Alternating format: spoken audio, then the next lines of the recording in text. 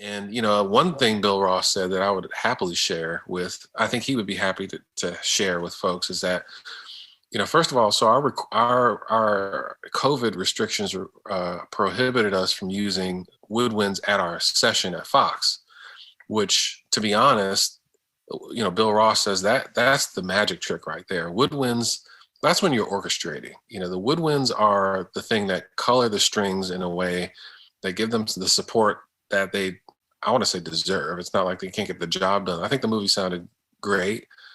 The score sounded great, but there are different things that I would have even asked him to do, and he would have done more naturally with whether it be a string flourish where they're doing a line up to a note, or even some of the trills that you're looking at, our pads, it colors the strings in a very specific way to have the woodwinds doing those things when they're available. And I mean instruments like clarinet and oboe, which aren't really.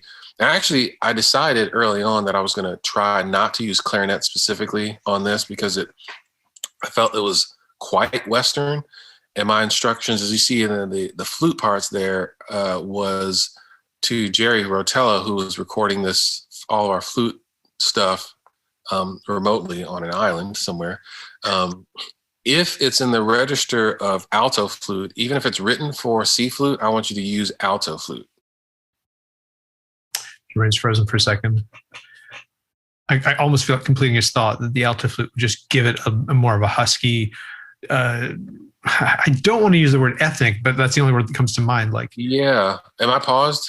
Yeah, you're back now. Go ahead. Okay. Finish So your thought. Connection was unstable, but yeah, you were talking about alto flute in the low registers. Yeah. In terms of the bass flute, I was saying Jenny Olson, for her to play bass flute at all times, and then so Pedro Ustash was another one of our woodwind players, and he ended up, first of all, we kind of demoed instruments over the phone, and there was like a field day of things that we could have done together because he has like literally hundreds of instruments in his place. But I had to because the way everything was working, there needed to be an official date where the remote recordings were happening. So what we decided was they would literally happen. And this was interesting. And thankfully we're coming out of COVID. So maybe a lot of you guys don't have to do this, but there was a Google Doc that I created of every single cue. And I decided, certain cues would have live drums only, or live vocals only, or strings and winds, or so there was everything. Every cue was different on the Google Doc. So what they did was in the yes or no box for remote recording, for every cue that said yes, Dennis Sand's assistant created a Pro Tools session for the yes cues. And it was just a blank Pro Tools session with the click, the MIDI file, my mock-up and stems.